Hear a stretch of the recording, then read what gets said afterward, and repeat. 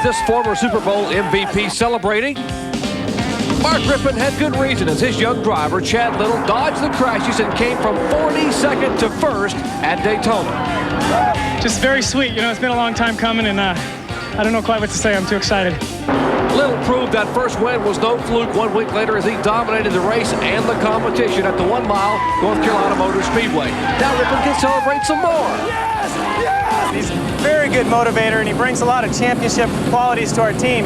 Luckily, with emphasis, we don't have to rely on him to set the race car up. Then it was off to Richmond, where Chad met with a little disappointment. This spin and an eventual timing chain failure caused an early exit. So it was 31-year-old Kenny Wallace's turn to smile as he drove his Red Dog Ford Thunderbird to victory lane for the 7th time in his career.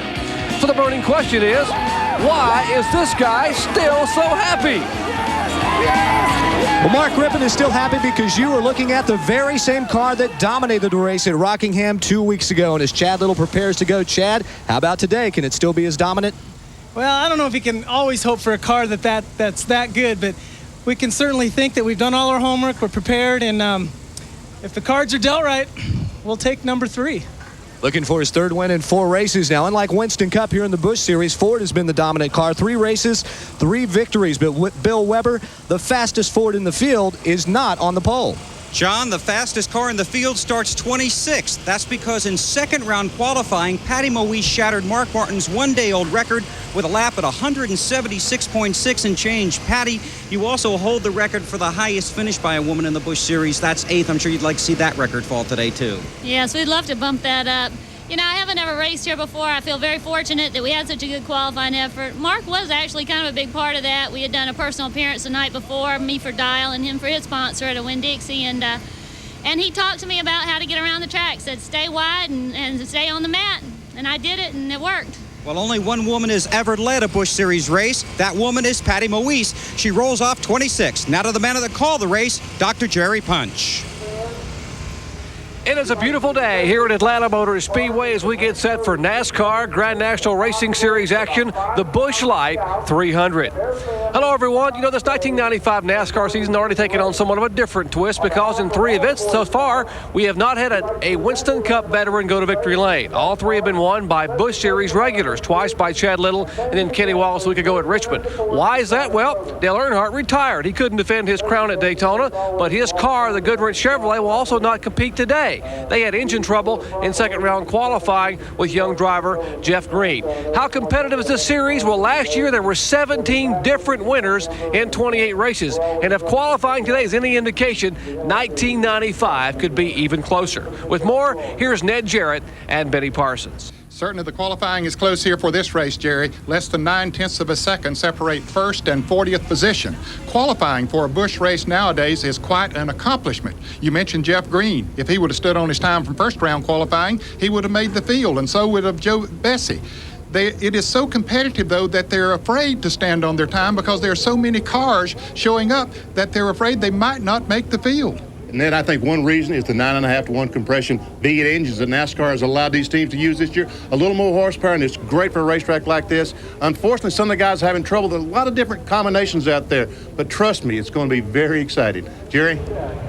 And Benny, we are set for the start here. 42 cars set to roll to the green. When we come back, we'll take a look at the starting lineup and have the green flag in the Busch Light 300. Back in a moment.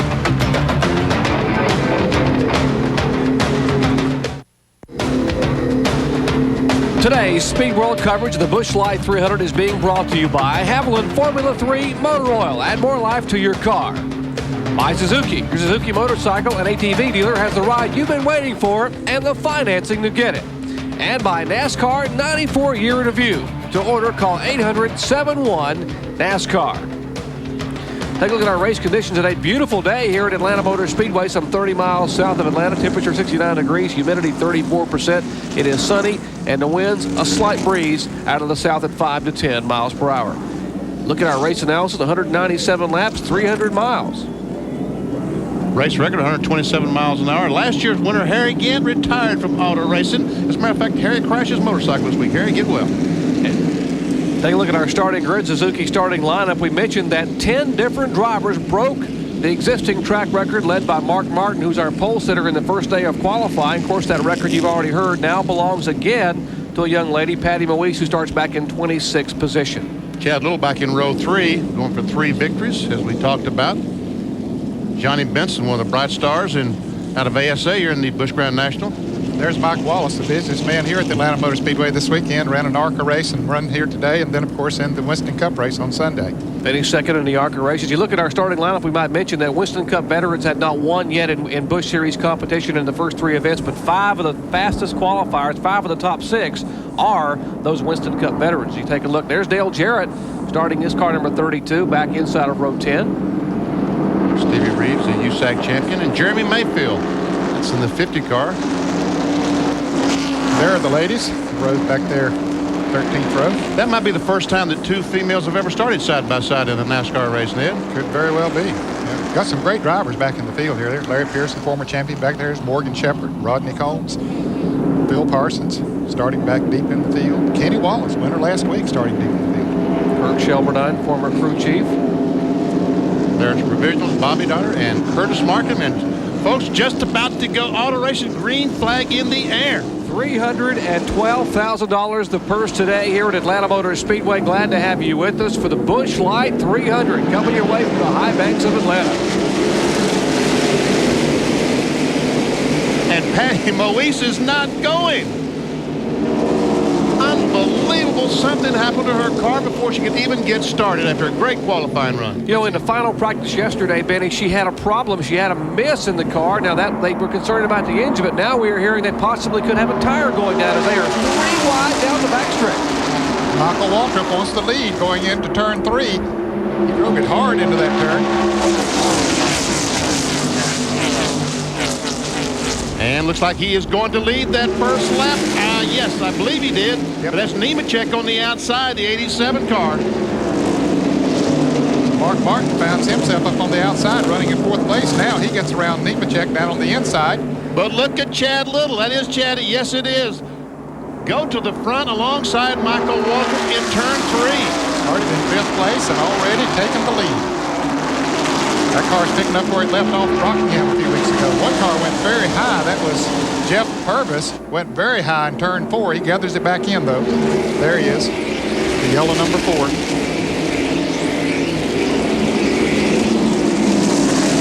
David Green, the defending champion, in the red 44 right in the middle of the screen. Take a look at Jeff Purvis as he went into turn 4. He was already out of turn 3, and look how high he goes. Almost up to the wall, but he kept it under control. Let's check in with Bill Weber. Bill? Well, Patty Moise is in the pits, and they're under the hood. She radioed in there was something wrong in the engine compartment. She's now shut off the motor. They're going to work, taking off the top of the air cleaner. They've got out the tools. Looks like they're going to make a big change under here, and this is going to really hurt her chances. The record setter yesterday, but a broken heart today. Jeremy Mayfield is going down pit road. Looks like an engine problem. This car was to have been driven this year by Paige Jones. Remember, Paige had the accident in the open wheel car at Eldora, but he is getting better. I want to say hello to Paige and all those folks out in California. Bobby Jones prepares that car number 50. Bobby said the car is ready when Paige is ready to get back in it. They hope to run 20 times this year on the Busch Series Tour. Up front, the man who won twice this year already, Chad Little, showing the way in his Mayer Ford Thunderbird. Behind him is Michael Waltrip. That's the way they finished in Daytona, 1-2. Michael getting a second place finish in the Pennzoil Pontiac. Mark Martin running in 3rd position in the car number 60. I understand, Jerry, they're changing the carburetor on Patty Moise's car number 40. It's going to cost her a lot of time here. That's what it looked like. We heard the car running, but it looked like the carburetor just would not accelerate. Had no throttle at all. We mentioned that final practice yesterday. She came back in the garage and the car was sputtering and missing, and they were looking in the intake area of the car. They were concerned about possibly having a problem, but they thought they had it fixed prior to the start of the day's race, and obviously that was not the case. Michael Walker took a look. As we're watching this, let me tell you that the outside pole sitter, Joe Nemechek, is all, there he is. He's off the pace, slow down the front straightaway. All the cars have gone by. And Mark Martin will try to make a move. Takes a look to the inside of Michael Waltrip and can't make it, so they are single file in the top 5. And while they race single file, we'll take a quick break here at ESPN. Back with more Busch Light 300 action from Atlanta after this.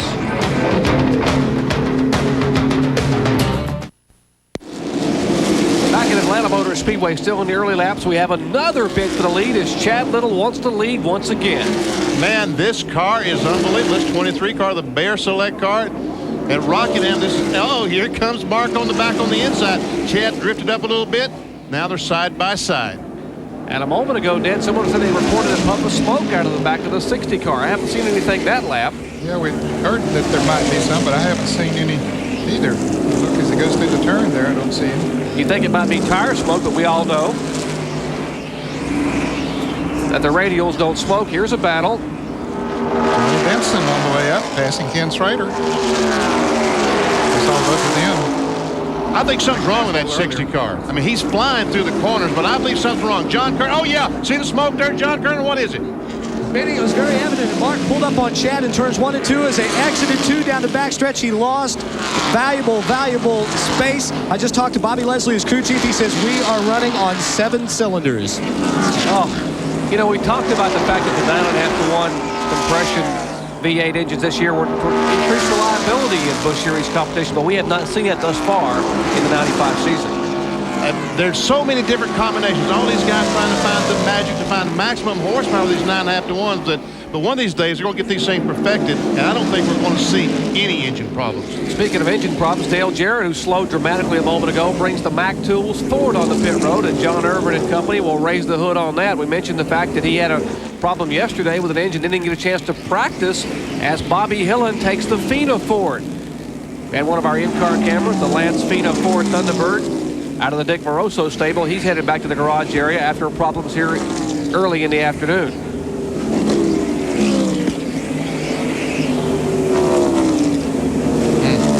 Everyone knew they were going to have trouble, or they began to have trouble in long-distance races with the V6 engines because of the RPMs and the compression. They figured the V6s last year. Oh, yeah. They figured the 9-to-1 V8s would possibly solve that, but that hasn't happened. I thought that would solve the problems, but there has been more problems this year than I thought there would be. But again, I think it's so many guys trying different combinations. And look at Mark Martin on 7 cylinders flying through the corner. Just has no straightaway speed to keep up with Chad Little. And there is so much corner here at the Atlanta Motor Speedway, so that might help him a little bit. Here's a good battle. Rick Wilson in the car number 75 being passed by Terry Labonte and Mike Wallace as those 2 cars take a position away. That will be 6th, 7th, and 8th spot on the racetrack. Jason Keller in the 57 car trying to come up and pass Rick Wilson. And we're told that Mark Martin's down to 6 cylinders now. 25%. Well, he won 3 races last year with a V6, but not exactly what he wanted to do in 95 when everyone else has a V8. So certainly not a good sign early on here for the Jack Roush engine in that Winn-Dixie Ford. Good look at Rick Wilson as he comes off the corner. Our field summary. You can see where your favorite driver is running. On this side, 15th. Mike McLaughlin back in 18th. Phil Parsons moved up to 20th. Good run for Phil. Yeah, he started back in 35th position. L.W. Miller, 21-year-old driver, back in about 35th. And Patty Moise, the fastest car here, 9 laps down after repairing the carburetor. And our leader is still leading, Chad Little. Now let's go back and see how far Mark Martin is behind him. Let's go back. Uh-oh! Michael Waltrip has passed Mark Martin. It looks like he might be gaining just a tick on Chad Little. And Johnny Benson would be our 4th place car. There's a look at Martin, now running on 6 cylinders. There's the Pennzoil Pontiac of Michael Waltrip as he has taken the 2nd spot away. Still looking for his first Busch win. Did not get a win a year ago. Looking to try to get back into victory lane in Busch Series competition. Ronnie Silver's preparing that car. I don't know. Last time Michael won the Busch Grand National race, he engaged in victory lane, so I don't know what he would do this time if he should win. That's right. He proposed in Bristol, Tennessee. And eventually married. Yes. They made a couple of good moves today. Here is David Green. Last year's series champion, Slim Jim Chevrolet, David Green, and he has tagged it significantly. A lot of sparks beneath the right front of that car. And that will bring out the first caution flag of the day. 29 laps complete here at Atlanta Motor Speedway. We have caution for the first time today due to contact by our former series champion. Back in a moment.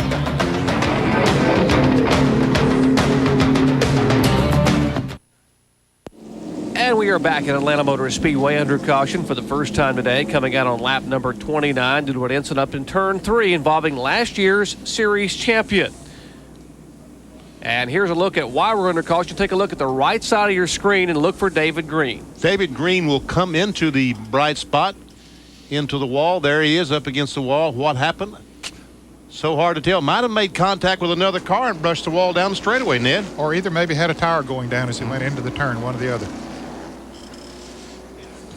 And that brought out the caution flag, and our pole sitter and early leader, Mark Martin's Winn-Dixie Ford, is being pushed behind the wall. We reported that he had lost a cylinder, then 2 cylinders, was down to 6 cylinders, and apparently they are not able to fix the car, and he will head back to the garage area. Tough break for Mark Martin, but it has been a good beginning for Ford. 3 for 3. They're batting 1,000. Chad Little, Daytona and Rockingham, and Kenny Wallace last week at Richmond.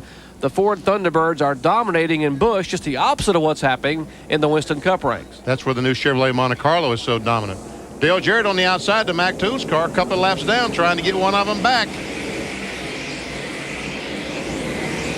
Now, Chad Little and the 74 car of Johnny Benson did not stop on this caution flag. I think all the other front runners did. They did not stop, and the 74 car tried to take the lead. Benson. That's right, interesting. They had run 30 laps when this caution came out, and that's about 45 miles, so you thought that they would stop. And we mentioned David Green, our previous series champion, brought out the caution. Our Bill Weber has caught up with you. Bill? David, you said you're okay, but obviously difficulty. What happened out there? Well, the car was fine. That Slim Jim Monte Carlo was awesome. And first real good time I've run good here at Atlanta. I was enjoying it. And Jeff Purvis and I was racing. But going into 3 right there, I just radioed Bobby and told him the car was fine. Went into 3, something snatched the wheel, run over something, I guess, and the tire went down. And I thought I was going out of here. Boy, it hurt. But these guys will maybe get out there and get a few laps. It's hard to win this championship, even harder to defend. Oh, yeah. And, you know, coming into 1995, I knew that's a chance we had to take, but I'm with a great race team, and I'm out here to get more experience. Thanks to Slim Jim and all that, we're doing it, try to defend it. David Green behind the wall. They're working on the Slim Jim Chevy. I said only 2 cars on the lead lap stayed out. Several cars stayed out.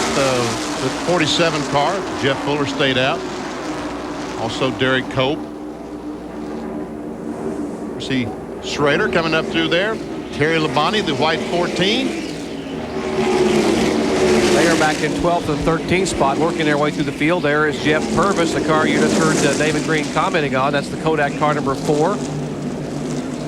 Might mention we had a driver change during the caution flag. David Bonnet got back in the car that Jeff Green started. Jeff Green, of course, driving for Dale Earnhardt this year. He mentioned he did not qualify for the race due to an engine problem during second round qualifying. So he was able to start David Bonnet's car to try to maintain his position in the top 15 in the point standings. But under caution, David got back in that Voyager car, Voyager Chevrolet.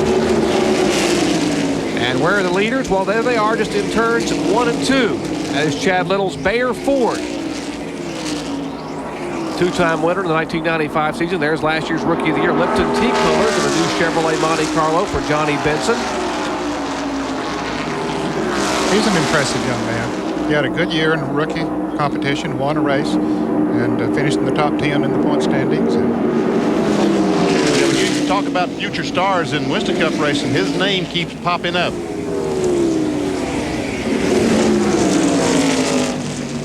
Tim Fido on the outside in the 55 car, and that's Mike McLaughlin in the French's car, the 34. Neither of these cars stopped on the caution flag. They're battling for 4th and 5th position. And the car number 40, Patty Moise, who was the overall fastest qualifier, when she started in 26th spot by virtue of turning that lap in second day qualifying. She have gotten their carburetor problems rectified, and she is looking for a way to try to regain some of that lost time as she follows that side-by-side battle for 4th between McLaughlin and Fidoa. And the 6th place car is the yellow 51. That's Jim Bound.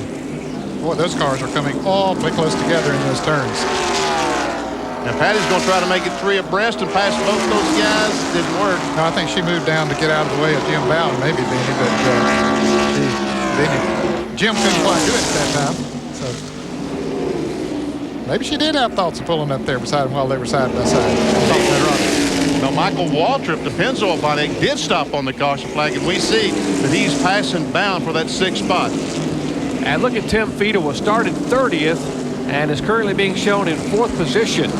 Car owned by Ray and Diane DeWitt. Donegloss Ford Thunderbird of Tim Fiedel, former ARTCO and ASA Rookie of the Year.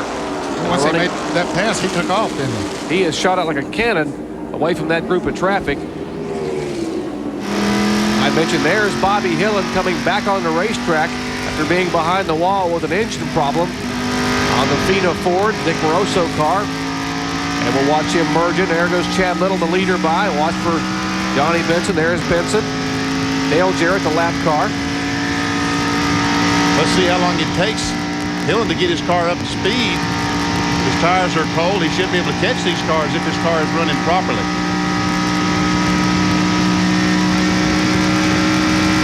Looks like he shifted into 4th gear, but I can't believe he'd run 3rd to that point. This has got a Daytona or Talladega type of transmission in it, which has a very high 3rd gear for those technical-minded people out there. On those high-speed racetracks where they run restrictor plate engines, they run a very different transmission with a high-speed 3rd so they can get those RPMs up as quickly as possible.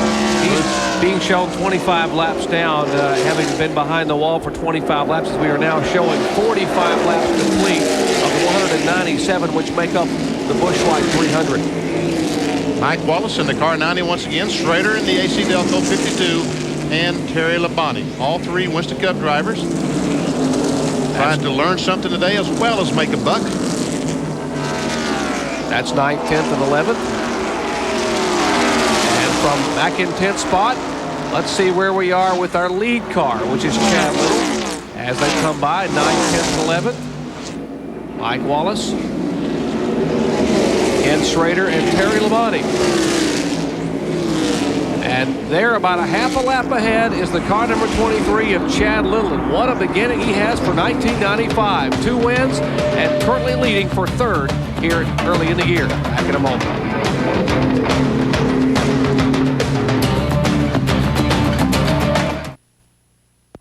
And back at Atlanta Motor Speedway, we're under caution for the 2nd time today, coming out on lap 56 due to an incident up in turns 3 and 4 involving the Ford Thunderbird of Mike Wallace.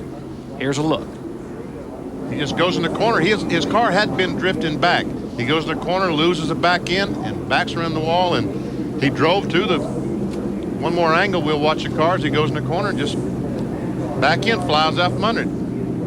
Maybe there was contact with that other car. Was that the 4-car Purvis? Yes, it was.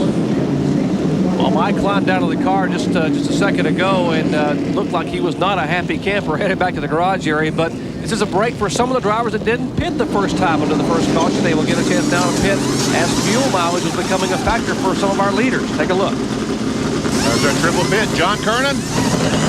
Chad Little's crew already had the right side tires changed. Johnny Benson's out. The jack comes down, and they're still working on Derek Cope's car. Michael Waltrip is at a very quick stop as he is on his way down pit road. He will win the race off pit road. Left side tires going on.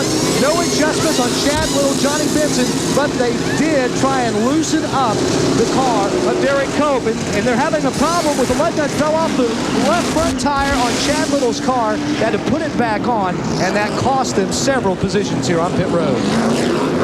And that lug nut problem cost him at least 2 spots, as both Benson, I believe, and Cope were able to pull out in front of Chad Little. Under caution for the 2nd time today, as we are under caution and loose wheels on pit road. Back in a moment.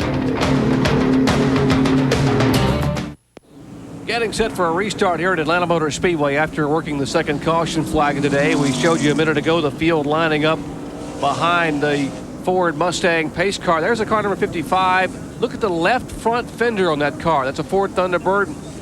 And here's what happened a moment ago. As we were going to break, we saw a tire dancing across pit road. Here's the damage from where he struck a tire exiting the pits. Take a look at that left front fender. Now watch the right side of your screen. That's Derek Cope with the 82 car, finishes his pit. As he leaves, there's a tire laying out there. He hits it, knocks it into the 55 car, and that's the damage we saw to the left front. Man, that's a scary deal. Tough break. He was running 4th place before the caution came out. Tough break for Tim Fedewa. Ricocheting tire off of Cope into Fedewa and back against the pit wall. Fortunately, no one injured there. Back to Green Flag Racing, lap 61 of 197 in this 300-mile event. Michael Waltrip is the leader. Morgan Shepherd is in 2nd place right now. Dale Jarrett there trying to get a lap back. He almost got a lap back. He just about beat Chad Little back to the line when the caution came out, but he lacked about a foot. There he's on the outside of Michael, and looks like he's going to take his spot away. They were in our pit stop summary there. Chad Little came in first, came out 5th. We mentioned John Curtin said he had problems with the lug nut. The left front tire cost him 4 spots in the pits. There comes Benson on the inside of Morgan Shepherd. That's Morgan in the red and white 21. Shepherd was 17th before the caution came out. Now being shown in 3rd spot, and Brian Smith is the crew chief on Tim Fedewa's car. Bill Weber is down there. Bill, how bad is the car hurt? Well, let's find out. Brian, how is your car? I think we're going to be all right. We got a new tire on pit road. We got it pulled out pretty good. We just need to get it in again, get a little more care on it. We should be all right. Tim, tell you how it's handling now? Yeah, it's still handling pretty good. He's just got his hands full out there. Tim Fedewa had high hopes today. This team's also desperately waiting to announce a sponsorship agreement they'd hoped to have yesterday. Still nothing on the dotted line. What a shame. They had such a good run going, running in the top 4 for a good part of the earliness of this race, and now he has that damaged front fender. And at these speeds in Atlanta, certainly aerodynamics are important. Very important. Yeah, they're getting up to 190 or so miles an hour on the straightaway here, so the way the air flows over the body is very critical. Here we'll see Mike McLaughlin in the French's Mustard car, the 34, trying to get by Morgan Shepherd to the long side. There's Chad Little in the car number 23. The Mayer-sponsored Ford. Harris Teeter and Associates sponsor on that car. And there's the 74 car of Johnny Benson, Lipton T. Efforts. There's Michael Waltrip, Pennzoil Pontiac. In the Mac Tools car, that's Dale Jarrett. He's now 1 lap down to the leaders. He didn't make a pit stop so he could have that track position to try to get back into one of those laps back and hope for another early caution, but might not get it. These guys with fresher tires on are probably going to blow him off in a little bit, and Johnny Benson is looking real racy there right now, coming up on Michael Walker. I think Michael Walker is another car who did not change tires on this caution flag, and that's one reason that Benson and Chad Little are able to close up on him. Well, Little is creeping closer and closer. It was about 7 car lengths a lap ago, now making about 3, so he's cut the distance in half. And Benson now looking a little bit racy, as Ned would say, underneath the Pennzoil Pontiac in turn 1.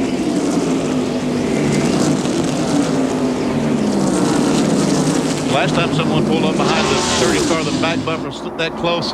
He almost lost it up in turn 4. But Dale Jarrett moves over and lets the leaders go by. There goes Michael and Benson. And here comes Chad on the inside. Boy, that car is strong. It just goes wherever he wants it to go. We understand that Michael Waltrip did change left side tires. He did? Okay. Yeah. That's why he was able to get back out in front of those lead cars that changed all 4. Now side-by-side battle in turns 1 and 2. Chad Little trying to make a move inside Johnny Benson as they battle door to door. That's the lap car of Dale Jarrett just behind him. Dale now back 2 laps down to the leader due to an unfortunate problem with the engine early on. I saw the 23 car wiggle down in 1 and 2, Ned. That's the first time I've seen that car out of shape. Oh, yeah. He wiggled again, didn't he? Hey, that's a position that a car can get out of. Is you get on the inside of another car going these speeds and get just a little bit of the air taken off of those spoilers, and it'll make it get loose on you. And Michael Waltrip's driving away while these guys are running side by side. And McLaughlin is catching this group. The 34 car. The French's Mustard car. Right up there. He's had some good runs this year in that car.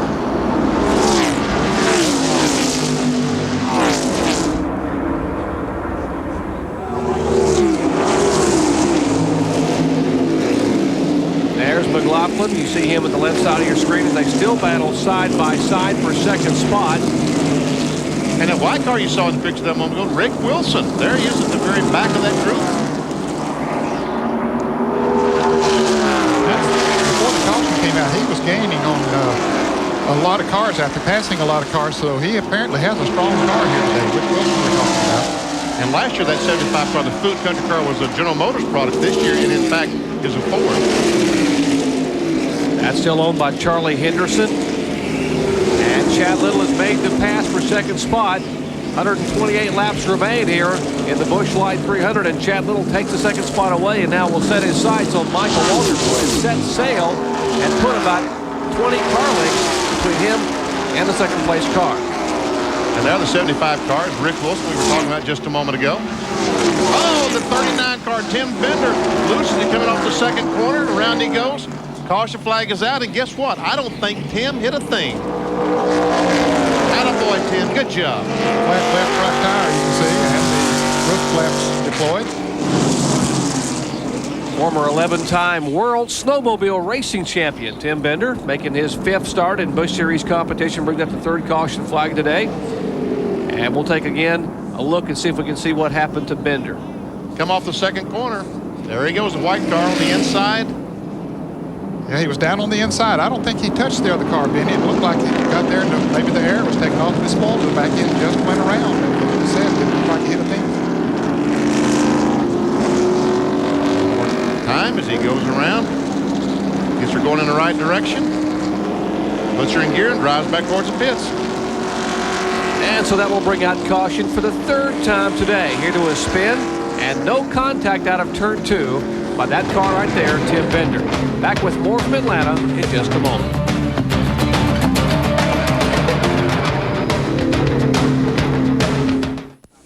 Back at Atlanta Motor Speedway, still working the 3rd caution flag of the day, brought out by a spin over out of turn 2 by the car number 39, Tim Bender, former snowmobile racer and now entering Busch Series competition. He looped the car around, didn't touch anything. In fact, did not even lose a lap. As you look at our full field rundown, we still have 28 cars showing on the lead lap here as we are some 25 laps shy of the halfway point. See Phil Parsons back in 10th. I'm proud of little brother today. Started back in about 36, moved up 26 spots so far. Having a good run.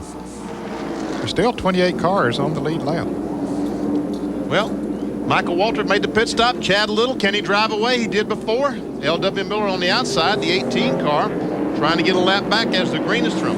And Michael Waltrip did not change tires. They popped it off in fuel, which by our calculation should make him be able to go with one more pit stop to the distance. And Tim Fedowa's car received some more tape bandage at that wounded left front fender on his Ford Thunderbird.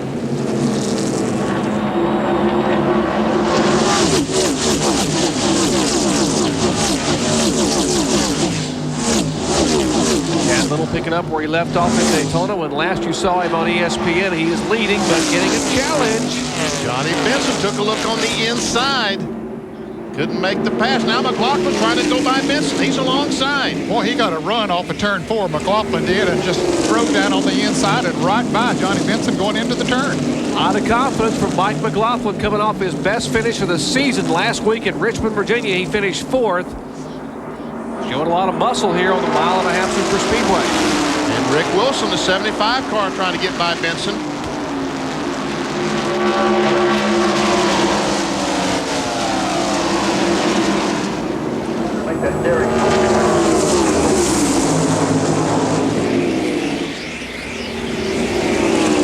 Rick Wilson could not make the pass, and now looks like Schrader's going to try to him on the outside. Then it looks like when they get down on the inside, one thing that's happening is, and Michael Waltrip is off the pace in the Pennzoil Pontiac. He made a pit stop just for fuel, but now he is off the pace. But what I started to say, it looks like when they get down on the inside, they either can't get traction down there or the car gets bogged up and they just simply can't make passes down there. And we are hearing from his pits that it apparently is an engine problem once again. The reliability that was a big concern with the V6 now becomes a growing concern with the 9.5-to-1 V8 engines. Here with just 4 events gone in the season. Michael Waltrip heads to the pit area with apparently an engine problem.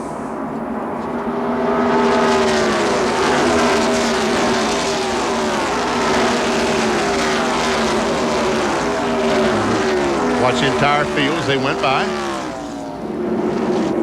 Back for leaders. Doug Hebron just made an unscheduled pit stop. Just in and out.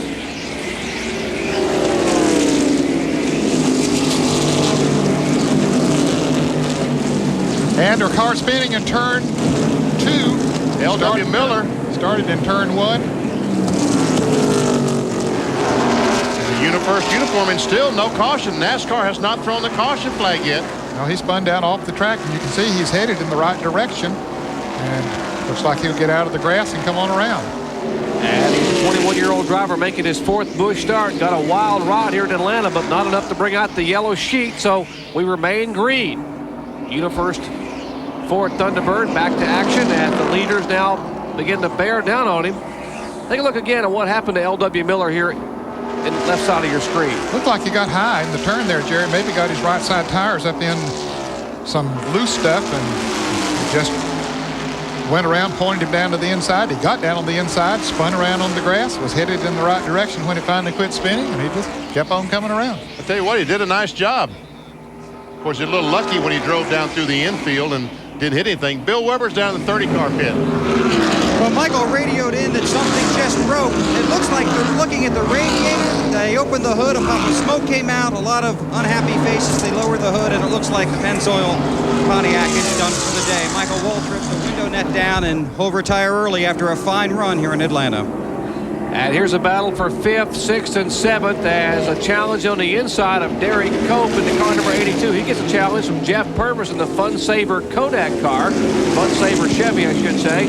And Purvis will take the 5th spot away, and right behind him comes Rick Wilson. Come on right on by Derek Cope.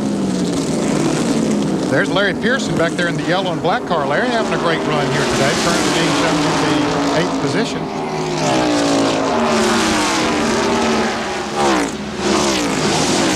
L.W. Miller has made it back to the pits and has gotten service on his car and headed back out now.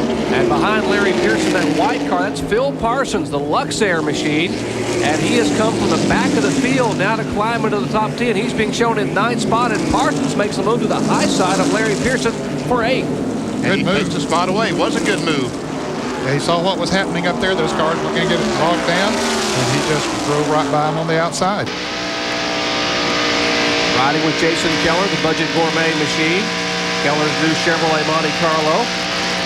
2nd full year in Busch competition. 1st full year to have a sponsorship. And what a difference that made for that team preparing in the wintertime. And it certainly has shown up on the Speedway. Jerry trying to go on the high side of Larry Pearson. He saw Phil do it, said, I think I can do that as well. But Dale Jarrett may get in his way. Nope. Takes the spot away from Pearson. Now he's going to try Jarrett on the outside. Dale giving him plenty of racing room. He is a couple laps down due to a problem early on with a miss in his engine.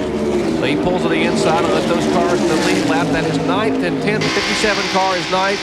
Jason Keller, and the car you're looking at right there at the back of Keller's car, Larry Pearson, is 10th. Bill Weber is caught up with a guy who thought he had a shot at winning and had a good shot at winning it, Michael Walter. You had a strong qualifying run. What happened?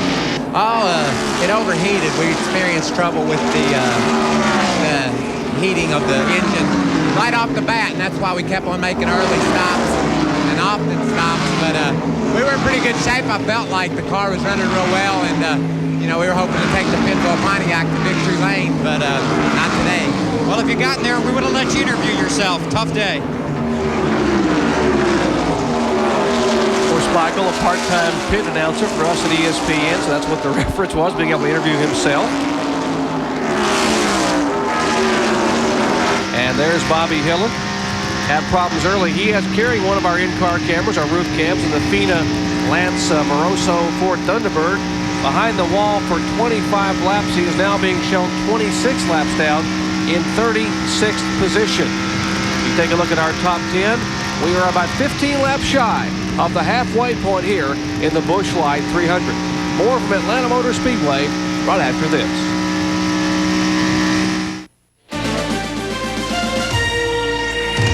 Track Facts are brought to you by Quaker State, the intelligent oil for longer engine life.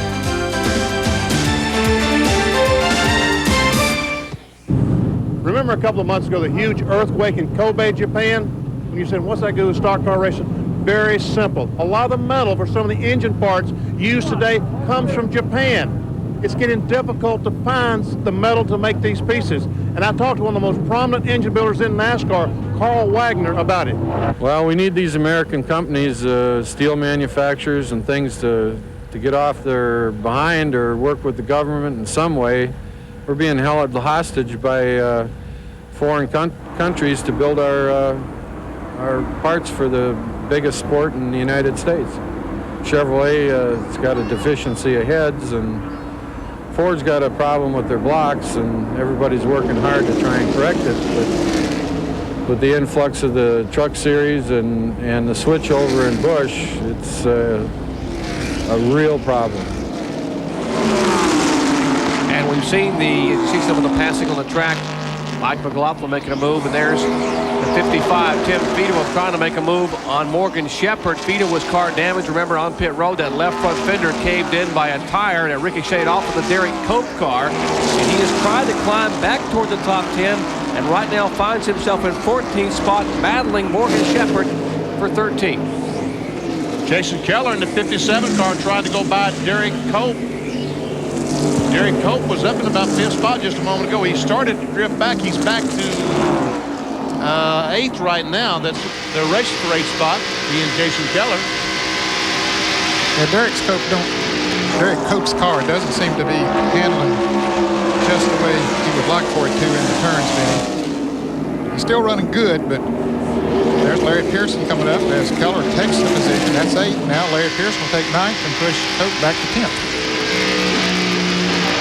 From the backside of Jason Keller's car, the rear bumper. Looking back at Larry Pearson.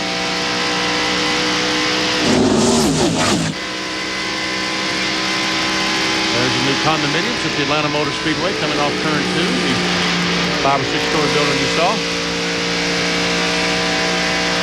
As you watch Larry Pearson's run get better and better, let's check in his pits with a comment from Bill Weber. Bill?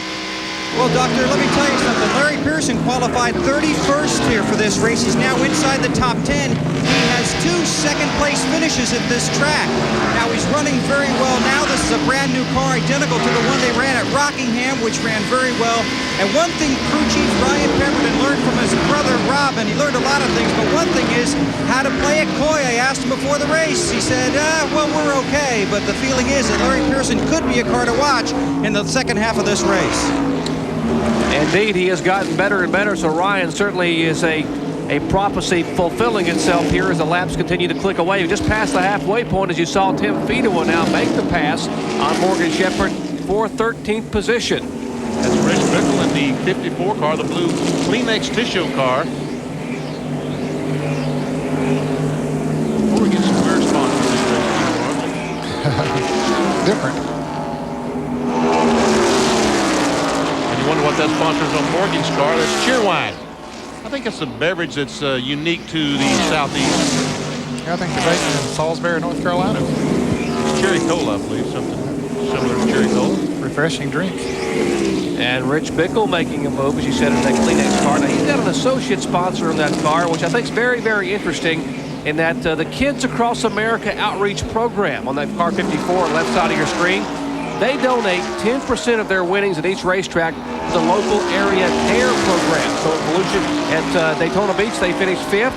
They won $26,000, and $2,600 of that went to the DARE program in Volusia County, Florida. They're hoping to be able to donate quite a bit of money to DARE here today in the Atlanta area. Let's check in with John Kernan. Jerry, I was talking to Rich Bickle this morning. He said his crew has been very busy building that car. In fact, that brand new Thunderbird they're driving in today's race, they did not complete it until Thursday morning before practice started right here at the racetrack. And just before they rolled off, he told me, I feel more confident than I've ever felt inside a race car. I think I can win today. And here's last week's winner, Kenny Wallace, the Red Dog Beer Ford Thunderbird, making an unscheduled pit stop. Looks like he thinks he has a flat tire. Yeah, he was one of those drivers that was in the lead lap. As he came into the pits, he went a lap down. Let's go down to the pits and Bill Weber. Well, right now it's 2 right side tires for the Red Dog Ford. They're filling it with fuel. Now taking a long time to get the fuel in there. They're holding it to make sure they get the entire can. Crank some wedges to the rear, and off goes Kenny Wallace for an untimely green flag stop. Got a glimpse at Gil Martin and Jim alias Toucan Murray, who is basically the crew chief on this Busch Series effort. And their leader, Chad Little, is in traffic up in turn 3. Here comes Benson, closing up right on the back of Chad Little. That's Shauna Robinson. Is that Shauna in the 36 car? Yes.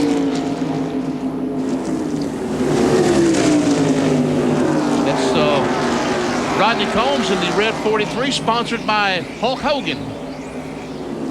Got Hogan on the side of that big Pontiac owned by Richard Petty. Tracy Lawrence also involved in that car of Rodney Combs. Now let's see if Chad Little can move away from Johnny Benson after they were able to clear the traffic.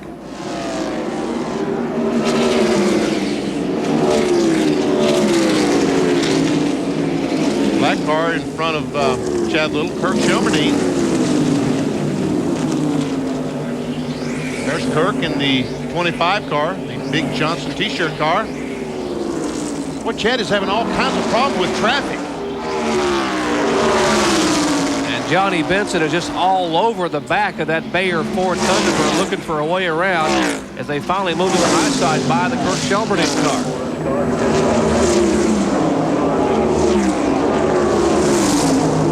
Shelmerdine moves over and gives them plenty of racing room. The red and yellow cars look almost alike. This is Chad Little and Benson. A little more red on Benson's car. As a matter of fact, in Daytona, Ned, when I got back to the hotel that night and watched the race, I noticed that I called Johnny Benson Chad Little one time because they are very similar.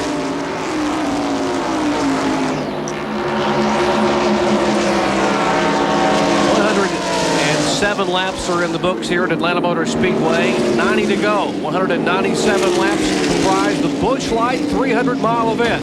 Glad to have you with us for exciting Busch Series action on a beautiful day here at Atlanta Motor Speedway. Back at Atlanta Motor Speedway, lots of racing action yet to come your way tomorrow. Live on ABC Sports, we'll be joined, our crew, by Paul Page and Bob Jenkins and Jack Arute, as we have a full contingent to bring you live coverage at 1 o'clock Eastern time with the Pure Later 500, and Dale Earnhardt is on the pole for that 500-mile event. Back here at Atlanta Motor Speedway, Gary Punchers, truly, Ned Jarrett, Benny Parsons, Bill Weber, and John Kernan bringing you 300 miles of Busch Grand National racing action here on the mile-and-a-half oval. And this is something that Chad Little did not want to see. He's not able to work the traffic as well as Johnny Benson and a couple of cars in front. We see Phil Parsons in the 99 car. Currently, that is a race for 6th spot. He'll start at 35th. Just lost 6th spot to Larry Pearson, who started about 31st, I think. And we are told the leader will pit in about 5 laps. Who's the leader going to be, Jerry? Well, I should say the car number 23 will pit in 5 laps. Good point, BP, as Johnny Benson takes the lead, goes around the car number 23. The Lipton T car of Johnny Benson. Steve Bird, the crew chief on that car. They signed a 2-year deal with Lipton for sponsorship in 1995 and 1996. And that young man has got a lot of talent, winning the Rookie of the Year accolades last year in his first year in Busch competition. Talked to his owner, Bill Bumgarner, today, and they're building a new shop in Charlotte. He is ready to go racing big time as he goes by the 39 car, Tim Bender.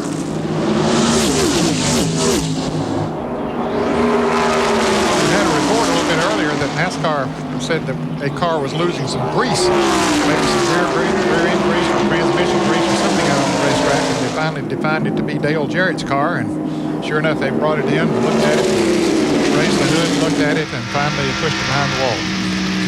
Here's Bobby Hillen in the Fina Ford as he's following that lead group. Now Hillen, we might document he is some 27 laps down in 34th position. Had a problem with the engine early on. He was behind the wall for 25 laps.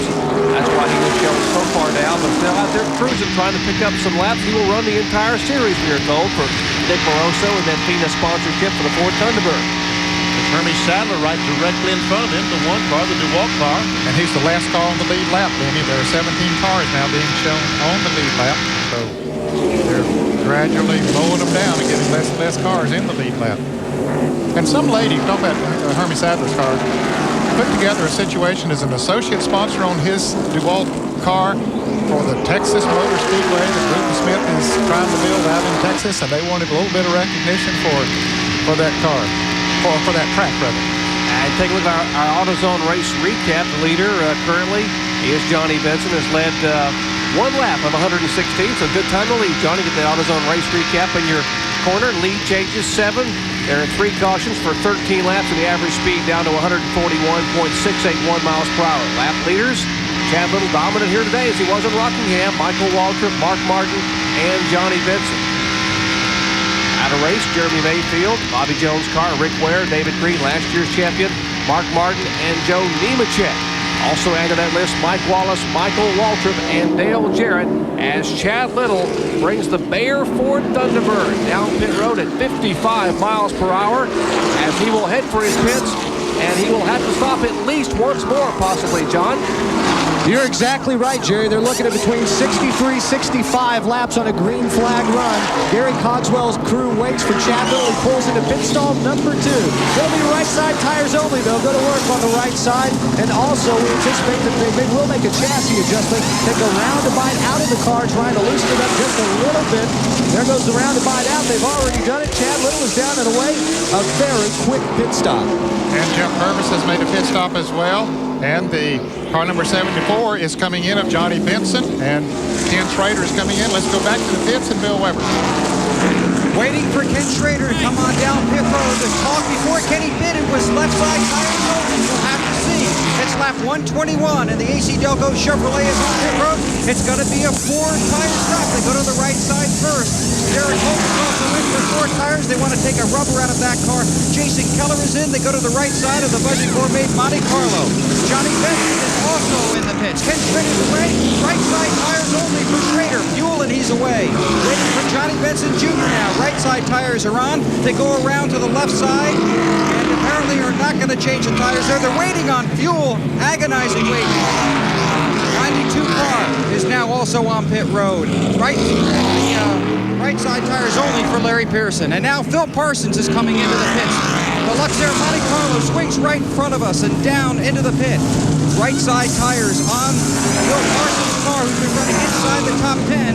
After qualifying deep in the field, he's had a good run here. The first can of fuel is in. Now the second can. They continue to work on the right side. They're going to clean the windshield. The fuel is in. 2 tires only, so the strategy has been set by these leaders. Made a little chassis adjustment on the Luxair car that Phil Parsons is driving. Here's Terry Labonte coming in, the MW Windows car. And he was being shown in 4th position, our point leader in Busch Series competition. He'll run about the first 6 or 7 events, may go to Hickory. And our leader, Mike McLaughlin, his career best Busch Series finish, a 3rd at Indianapolis Raceway Park on ESPN last year. And he will bring that car down pit road for certain. And he's got to be awfully careful. A young man leading the race, a rookie last year, not to speed when he leaves the pits and goes down pit road. Got to be very careful. And they're going to change 4 tires. Wide up strategy on this car. All the other cars, lead cars changed 2. He's going to change 4 in the pits. Also 21, 22, also a chassis adjustment. 25, 26 seconds. And Rick Wilson also coming down on that white number 75, the Charlie Henderson car. Food Country on the side, and he is headed toward you, Bill Weber. Well, Rick Wilson is in as the race leader, and the Food Country Ford comes to a stop here on pit road. Again, they swing around to the right side. Looks like it will be 2 tires only. Trying to get enough fuel in. Have to be so careful here if you want to try and make it live to the end. Cleaning the windshield, which is covered with dirt. The air cord gets caught on the front of the car. They get it off the hook. The fuel is in. The car is down, and Rick Wilson is on his way. So 2 right side tires of Rick Wilson as he is down and away. I wonder why they would opt to go ahead and change 4 tires on Mike McLaughlin's car. I really don't know, unless he's planning on going the rest of the way and not make another pit stop. And here's our leader, car number 51, Jim Bound. And what a good run Jim had at Daytona. Got a 6th place finish in the season opening Goodies 300 in that Lux car, the Lux Chevrolet. He has sponsorship from those people for about 12 or 13 races. So he's hoping a good run, possibly in the early part of the season, may get him some more money to race later on. Here is Rich Bickle in the pits in the Kleenex Ford. And Jeff Fuller, former modified champion, just made a pit stop in the Sunoco Lubricants Chevrolet. And while those earlier, when Chad Little was in and several others were in, Dennis Setzer made a long pit stop. They had a right rear car. And there's a car in the wall up here on turn 4. Stevie Reeves, the Clabber Girl car, is up against the wall. And looks like that the car is going to stop up there. And this will be a break for Jim Bound, who has yet to make his pit stop. He will be able to make it under caution. And also Tim Fedewa, who had moved up to second place, and Tim Bender had gotten back in the lead lap. It'll be a break for him as well. So caution coming out for the 4th time today. An incident up in turn 4. The Ed Whitaker-owned Clabber Girl Chevrolet. Take a look. The right front tire looks like went flat. Or maybe he just got the car out of shape. He goes up and brushes the wall. Comes close to our camera there coming off that turn. That's the same car that won here last March with Harry Gant driving. They apparently cut a tire, and Stevie Reeves hoping to be able to have a nice quiet day. His wife Melissa is bedridden back in Speedway, Indiana, where she's expecting their second child. He brings that car down pit road as others come down for left side tires, possibly coming back in. But a big break for our leader, Jim Bound, as he will be able to come in and make his pit stop along with Tim Fedewa under the caution flag. Back with more from Atlanta Motor Speedway right after this.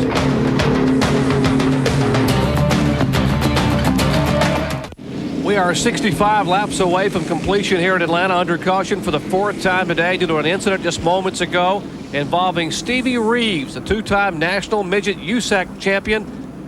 Looked like he went into turn, Jerry. Maybe the tire went down the right front and he just got it into the wall. That's certainly what it looks like. And then he comes off the wall and goes back into it again. Big break for a lot of cars that had not pitted. Here's a triple split pit stop. You see Jim Bound, who was the leader, and on top, middle of your screen, Chad Little and Johnny Benson on the bottom. And now they're lined up for the restart. Right now, Well, there you see the top 15. A lot of drivers benefited from this caution. Jim Bound was one of them. He had not made a pit stop. Tim Fedewa had not made a pit stop. Tim Bender had gone a lap down. He got back in the lead lap. So did Rodney Combs, and so did Hermes Sadler. They all got back in the lead lap, but at the same time, it cost some drivers like Phil Parsons and Larry Pearson and Rick Wilson, and Terry Labate, who were running in the lead lap, but now they've got caught up and are a lap down. Let's go down to Bill Weber. Well, a couple of pit updates. First of all, Clyde McLeod, the crew chief for Mike McLaughlin, put on 4 tires earlier because he said we're going the distance. Now in the Schrader camp, they're doing a lot of math over here, and Timmy Cahoots isn't so sure. I asked him if we can go the distance. He goes, yeah, I think so. Down to John Curtin as the green flies. Chad Little came into it on left side tires only. They're within about a half a lap of making it the distance. Johnny Benson, who restarts this race in the 5th position, took on 4 tires. The key there, both teams about a half lap short to go on the distance. It will be a gamble, but if there is another caution, Chad Little has right side tires left. Johnny Benson has no tires to put on under caution. Well, it's going to be awfully close. The green flies once again with 64 laps remaining here at Atlanta Motor Speedway. They said it can go maybe 63 to 65 laps. That is a gamble and will be a gamble for all those lead cars up front. Now we see Mike McLaughlin in the lead, Derek Pope.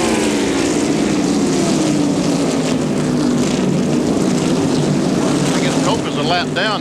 Yes, he made a pit stop. Lost a lap as Chad Little comes down trying to get alongside Cope. And 75 car also a lap down. Our 3rd place car right now is Tim Schrader in the 52, the AC Delco car. Mike McLaughlin trying desperately to stay out in front of Chad Little because he's at the tail end of the lead lap now. He's another one of those drivers that got caught up there with having made a green flag pit stop, and then the caution came out. So the car number 34 is the 11th car on the lead lap right now, or? Thanks for correcting me, Ned. I know it's all 34 car out there because he was leading the race. That's right, he changed the tires, but he is on the tail end. And he's within a couple of car lengths of being a lap down, and Chad Little now trying to move in on Mike McLaughlin.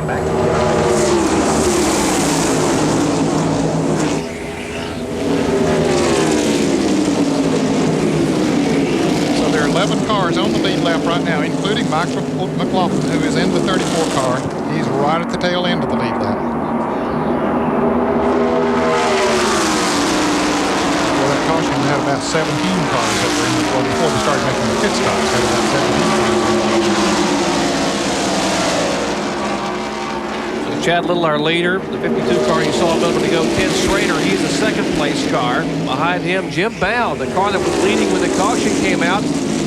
And what a story he is. That Lux sponsorship only for about 10 or 12 races, running his own team. His dad is involved with the team as a crew chief. And Chad Little seems to be struggling a little bit, trying to get by Mike McLaughlin. John Kernan, can you add?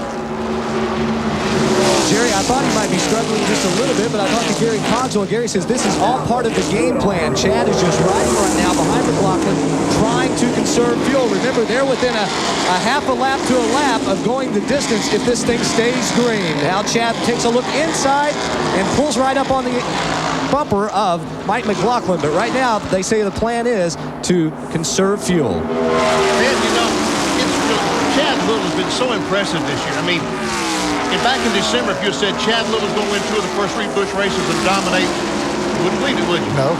I mean, not that he doesn't have the ability, but, you know, he never had one. I know. I mean, I can't believe what these guys have done over the winter. My hat's off to Chad Little and an entire crew. He said in the opening that Mark Rippon was a great motivator. He must be. He has to motivate, no doubt about it. And of course, a win will motivate you, too. They're doing a great job. And here's the battle heating up. Jeff Purvis in the car number 4, trying to hold off Johnny Benson in the 74. As you're watching from the roof cam, the Budget Gourmet roof cam, in the car number 57. Jason Keller. And he goes by Benson. But Jason is a lap down. He's one of those that had made a green flag pit stop.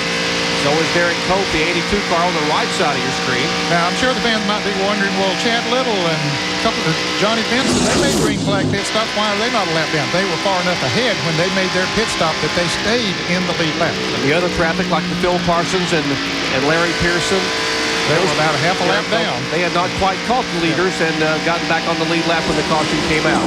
Jason Keller and the 4 car almost crashed up at 3 and 4 just then. As we were watching from the inside in the in-car camera, got together, and Jason Keller moved up the racetrack, and we see Johnny Benson was able to get back by him.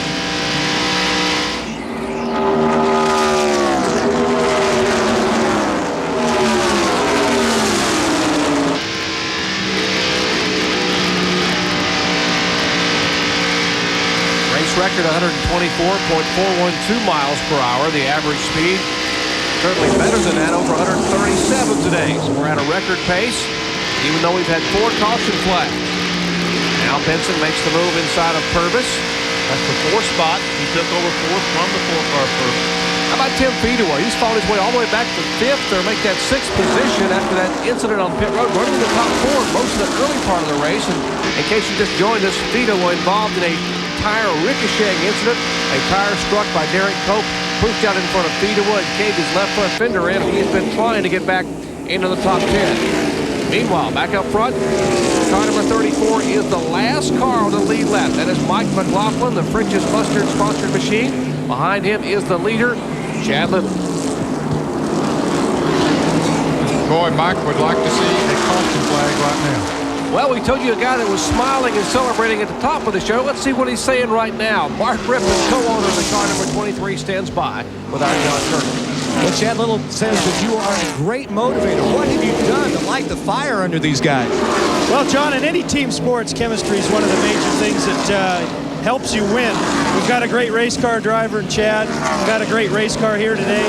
Those things mixed with the team concept has given us the ability to come out here these first 4 weeks and compete at a level that we felt we could be at last year, at the end of last year. Now, as an NFL quarterback, Super Bowl MVP, I know everybody talks about that, but let's talk about the 2-minute warning. Your team, 3-point lead, and the other team has the ball. Is this kind of like that for you standing on the sideline? Well, right now, the 34 car is running real well, so they definitely, we got to get the ball away from somehow and put our last 2-minute offense in. Okay, Mark, one kid, the 34 car, they're almost a lap down. You're leading. Oh, we're leading by that much. That shows you how much I know about this, John. Well, that's wonderful. Yeah, if we can just take off, get by him, and maybe make a run here. I know he's trying to get his lap back. and he's awfully strong, the 34 car right now, but Chad definitely has run this race about as good as possible. That's good. That's good news then. All right, Mark, stick with me, and I'll teach you all the ropes, okay? Thanks, John. Appreciate it. Guys. Hey, Mark Rippon. A little humor down there in the pits.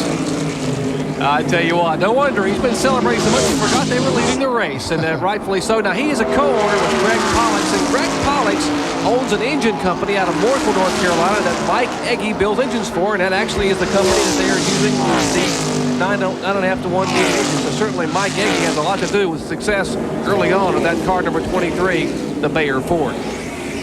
Laps are winding down here at Atlanta Motor Speedway as you ride along with Bobby Hillin in the FINA in-car. Chad Little still showing the way. Back in a moment.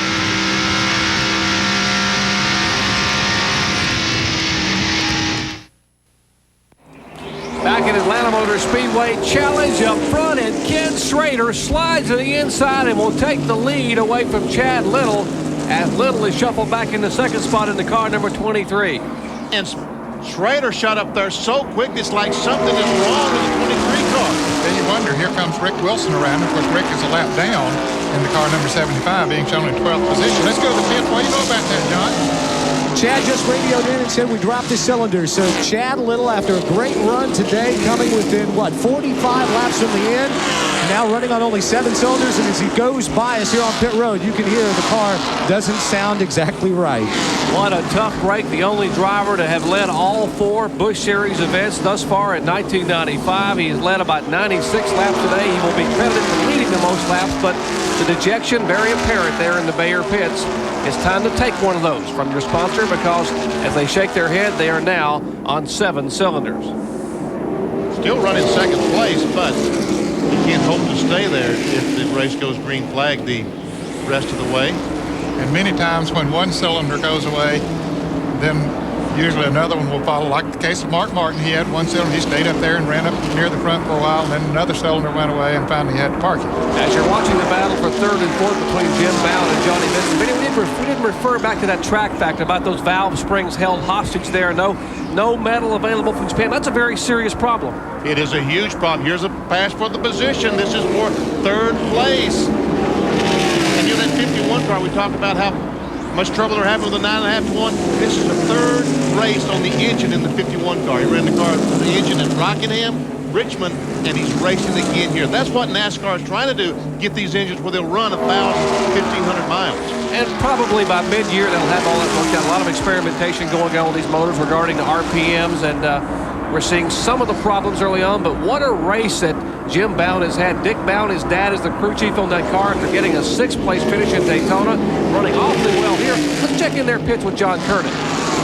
Talking with Jim Bound yesterday, Jerry, he says about the only thing they've done to that motor in the 3 races, changed the oil, the filters, and of course they did change the heads one time. And I understand it's the only engine they have. That's it. Budgeted operation. He has sponsorship from Lux, he said, for about a dozen events, so hoping to be able to maybe get a little more help for later on in the year. Talk about some great runs from some of the rookie competitors. Here's where they're running right now, and that's the order as they are right now in point standings. Jeff Fuller, Curtis Markham, L.W. Miller, Tim Bender up to 8th spot. John Tanner and Greg Clark did not qualify for this event. And Bender got a break when the caution flag came out. He was a lap down, but he stayed on the racetrack, and now back in the lead lap in 8th spot.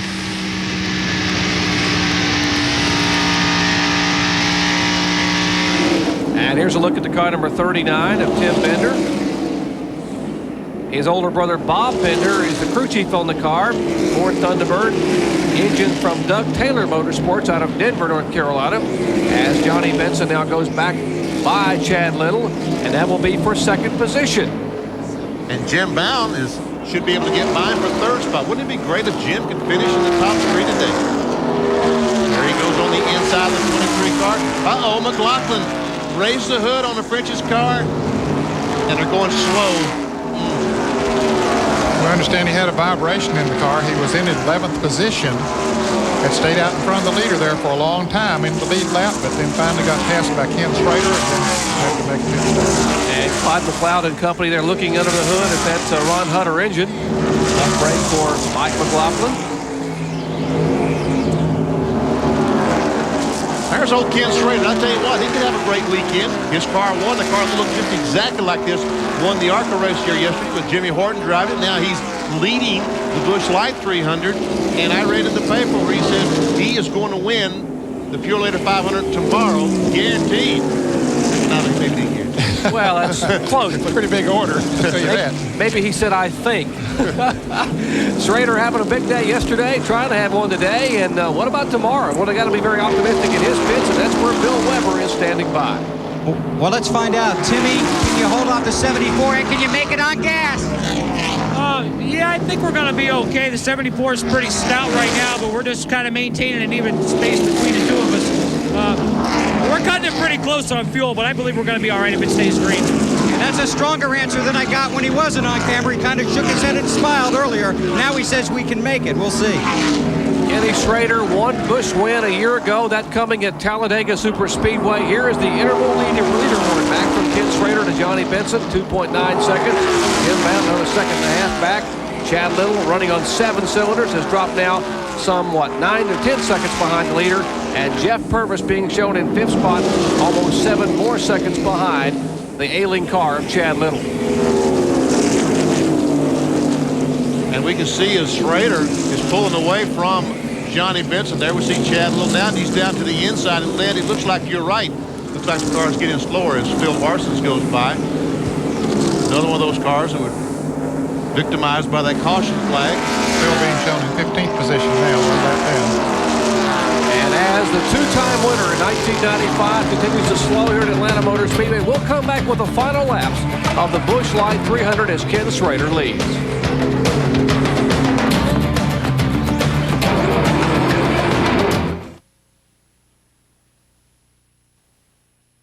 Ken Schrader leading here at Atlanta Motor Speedway as laps are winding down. We are less than 25 to go here in the Busch Light 300. But our early leader, well, there he is.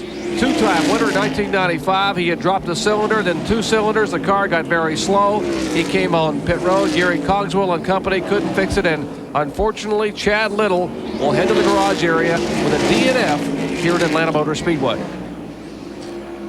It was a tough break for him. He had the car to beat here today, Jerry, until he started having his problems. Of course, Ken Schrader is the man out front right now. But, looks to me like that 74 car just might be gaining on Schrader. Yeah, I think he is, Benny. I had a clock on him a little bit ago. He was about 2.5 seconds ahead of the 74 car of Johnny Benson Jr. We'll check him out now. They're coming off of turn 2 over there and heading down the back stretch. And just a fraction over 2 seconds. So he's picked up about a half a second in the last 7 or 8 laps. And while you watch Schrader, we might also mention that Tim Bender, the impressive rookie, has taken his car behind the wall while we were away just a moment ago. He apparently has had some kind of a problem. They've raised the hood. He slowed drastically, was running in the top 10, and now he is behind the wall. Also the 47 car of Jeff Fuller. There he is slow going in turn 3, coming off turn 4, heading towards pits. His car looks like it's finished for the day. The Sunoco 60 car. He slowed going into turn 1, so he has coasted all the way around the racetrack, so it looks like he will get back around. No problems with him being stopped out on the racetrack. He's going to make it back to the pits. The 1992 NASCAR Modified Champion. But here's the guy right now. The AC Delco colors could be a good weekend for Ken Schrader. His car won the ARCA event yesterday with Jimmy Horton aboard. Timmy Cohunt, maybe the busiest man in racing. He is the crew chief for all of Schrader's different race cars. And you heard from Timmy a minute ago, the 34-year-old youngster who's in charge of all those racing operations, ARCA, Winston Busch, and not a Winston Cup, but if they had a Winston Cup, I'm sure Timmy would do it. Looks to me like that 74 car is getting closer and closer, Ned. Down to 1 7/10 seconds right now as they cross the start-finish line. It's down to 1 6800 seconds, so he is definitely gaining. Has about 20 laps to go here, so we'll see. 18 to go, it says. There we draw back. We can see there comes Benson, the Lipton T car, won by Rodney Combs. As Johnny Benson narrows it down, less than 20 laps to go, we'll come back and watch the finish here at Atlanta Motor Speedway to see if Ken Schrader can hold on. Back in a moment.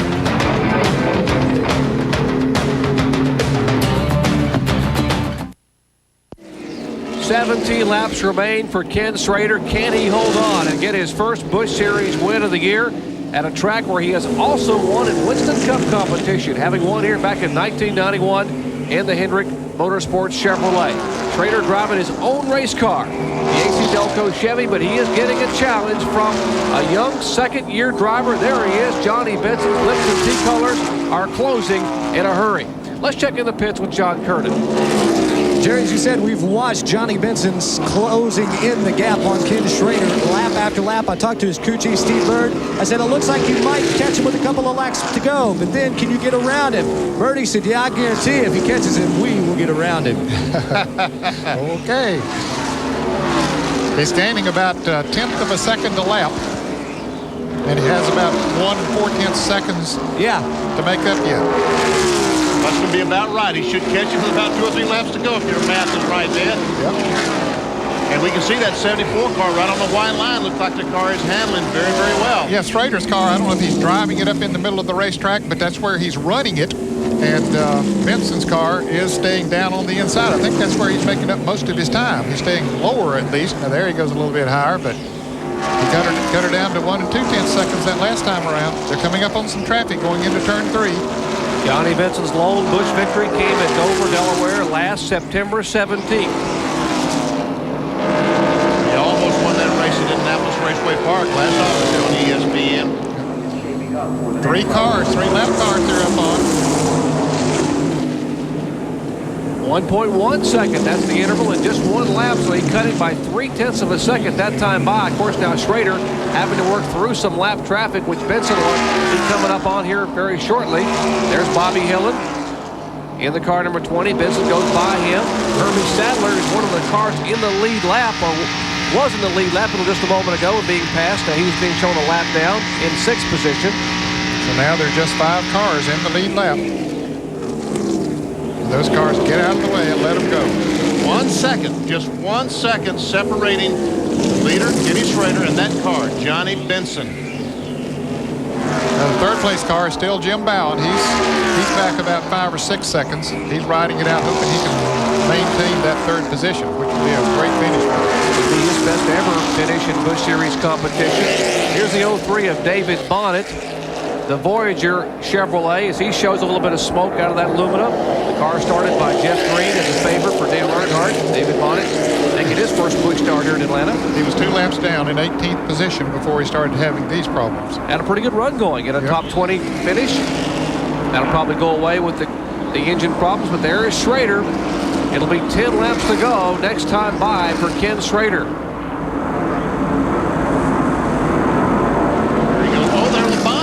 The pace, the MW Windows car. Or maybe he just moved over to let Schrader go by. I think he just moved down in front of one of the other cars. He saw Schrader coming, and there is the Lipton T crew. Steve Bird, alias Birdie, his nickname and company, as they watch their young driver in his 2nd year in Busch competition. There he is, Johnny Benson. 2-year deal with Lipton T, 95 and 96, and they certainly have to be pleased that they've signed with this young man. Interval 0.8 seconds.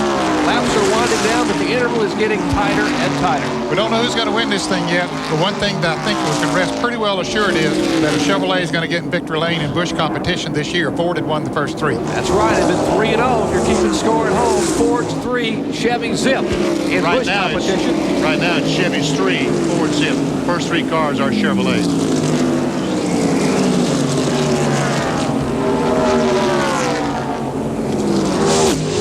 Jim Bowen would tie his best finish in Busch competition if he can hold on to get a 3rd place finish. Remember, he finished 6th at Daytona, the season opener, so what a good year he's had with 1 engine and a limited budget. There's the Lux Chevrolet for Jim Bowen, a family operation. His dad is the crew chief on the car, Dick Bowen. You got 4 Chevrolets in the first 4 positions. Jim Thiedewa and Ford is in 5th position, and here is Benson. He is making a run coming off of turn 2. He's going to get up beside him. It looks like Schrader's car, something happened to it over in the corner, maybe out of fuel or something like that. I believe it pushed up pretty good coming off of that turn, Benny. He's been riding pretty high there, and I believe it just pushed up on him.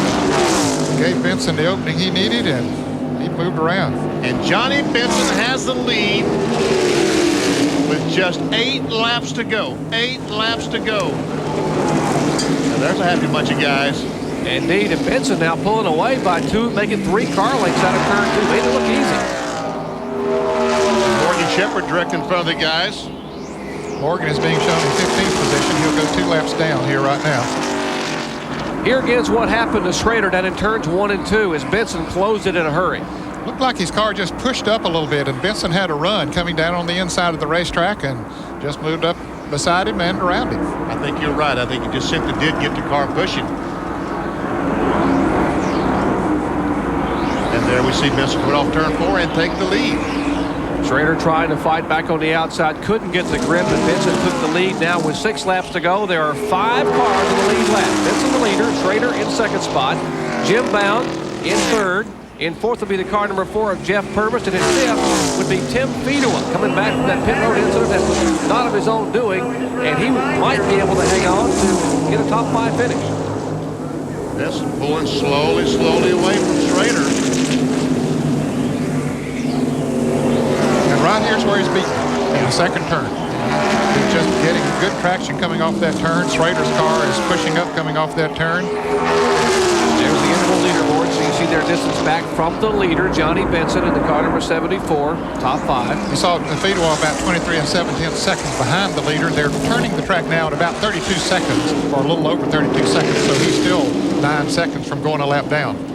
And Purvis slow down the back straightaway. The car that was running in 4th spot, Kodak Funsaver car of James Finch, slow. Could he be out of fuel in that? Well, that'd be a problem. It could be. Some of them were concerned about going the distance since the last time they stopped. I don't know. Johnny Benson did not want to see that. If he is out of fuel now and he's coming in, let's see, they're going to, that's what they're doing, is putting fuel in the car. So apparently he did run out of fuel.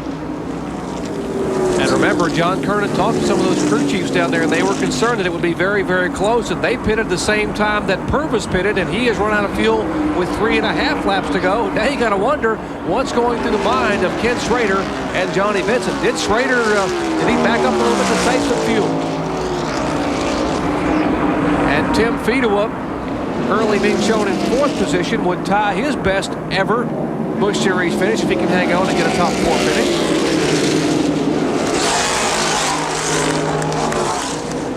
Boy, they're just praying that that thing has enough fuel in it to go these last few laps. David Bonnet still showing a little bit of smoke, trying to pick up those laps and try to get a top 25 finish, currently being shown in 20th spot. There is Phil Parsons, car number 99, the Luxair machine, Bill Papke-owned car. He was victimized by a pit stop, and then a caution came out, putting him a lap down after having a good run. He is being shown in 13th position. White flag. White flag. He's got to run 1 more lap. He's less than 1.5 miles away from his first victory at Atlanta Motor Speedway and 2nd victory in Busch competition in his career.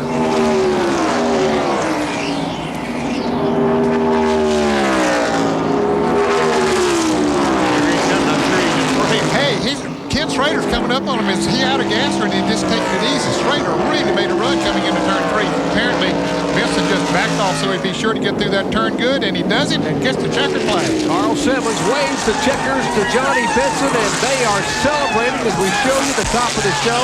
They are celebrating in the pits. And look at Jim Bound. He will finish in 3rd spot. Good run for Jim Bound in the Lux Chevrolet. And how about this car? Look at the damage on the left side of that car. Timmy Fedewa.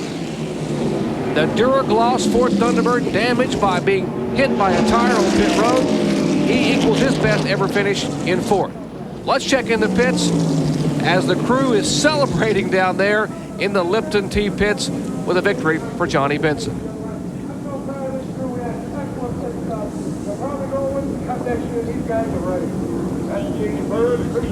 Bill Weber is standing by with Steve Byrne. Bill? Well, Purdy, congratulations. That's a great run by a great young driver. Hey, Johnny's great. And this Base Motorsports team with Lipton T and Bill Bobgata, they're all great. This race here's for my father. I had a stroke a while ago.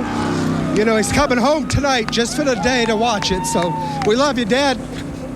You got a Chevrolet Monte Carlo in there, too, and I know this is emotional for you. Congratulations, Bertie. Hey, the Chevrolet Monte Carlo is the best thing Chevrolet come out. We love Chevrolet and want to thank K-Tech and Goodyear. They all do us a great job, and we're trying to do the best we can for them. Well, that's an emotional moment, and there's more to racing than just the checkered flag. The emotion extends far beyond the racetrack when you remember the people that helped you get where you are. Steve Byrd, crew chief, celebrates in Victory Lane. Back in a moment.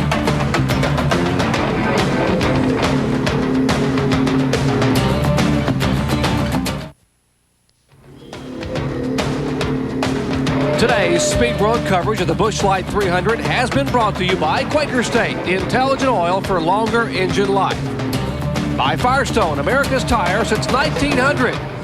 And by the more than 1,000 AutoZone stores across America. AutoZone, the best parts in auto parts. Let's check in Victory Lane with John Kernan. John? Well, the celebrating about to start. Johnny Benson Jr.'s climb from his car. Johnny, how tough was it to chase down Ken Schrader? Oh, real tough. You know, his car ran great in the ARCA race, and, you know, we were pretty good, but I thought the 23 car was tough. A lot of guys were tough, you know, and like I say, hats off to the rest of the guys. And these guys here, the whole team, man, they did a great job. You know, last week we had to drink hot tea. This week we're drink the iced tea, you know, so we're glad to be here in Victory Lane. Base Motorsports team did a good job. Now, this you were second in points in Busch Grand National. Of course, Terry Labonte was leading coming in. And I don't know where the points stack up right now, but you guys have had the consistency at the first part of the year. It looks like you're going to make a series charge at the title. I'll tell you what, you know, Steve Byrd and the guys are just, man, they want this as bad as I do, and they've been doing a good job for me. And like I say, this car was just awesome today. You know, the K-Tech V8 was running super. You know, the 9-to-1 deal, good deal, you know. So, like I say, we're just looking forward to putting this Lipton T Chevrolet in Victory Lane a couple more times this year. The engine builder, K-Tech, the 9-to-1, a lot of experience with you with ASA. Is that the secret? Well, I mean, we saw some guys like Chad Little have problems today, Mark Martin. Is that your secret? Well, they build a great engine for us in ASA, and they're building a great engine here for us in Busch Grand National. And, you know, like I say, with the help of Chevrolet's helping us out, man, we can't be any happier. Like I say, we're proud of everybody on this team.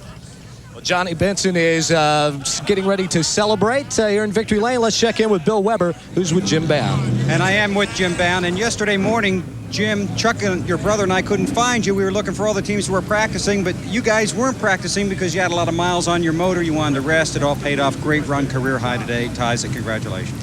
Well, thank you very much. I appreciate it. This race will pay a little bit better than Hickory did when I got third there in Orange County. But I tell you, I got a lot of volunteers helping, and they do a great job. And with the support we get from Lux Country Style Foods and from Barefoot, it's a little operation in Dunn, North Carolina. I tell you, it makes all the difference. If we can just keep getting to these races, I think we can have a great year. Times are tough, though, and we didn't have a spare motor this week, but I think we'll have one next week. And you're running up there with guys that have big sponsors and big names, Jim, and you're really trying to make a name for yourself here, aren't you? This could go a long way towards that. Well, that's what it's all about. I'm hoping eventually I can go home before midnight at night, and I don't have to get up early and go to work so darn much. Well, all his hard work paid off today. Jim Bound comes home third. Thank you. Appreciate it. As you take a look at our results, a couple of drivers, 3 drivers equaling or improving on their best ever finish. You just heard from Jim Bound, who finishes third. Tim Fedewa equals his best career finish in 4th spot. And Rodney Combs, his career best Busch Series finish, coming home in 6th position, a lap down.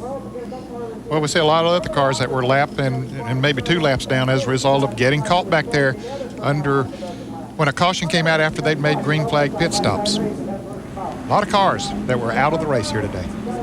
300 miles complete. We will come back and wrap it up from Atlanta as the Busch Light 300 goes to sophomore driver Johnny Benson Jr. Back in a moment.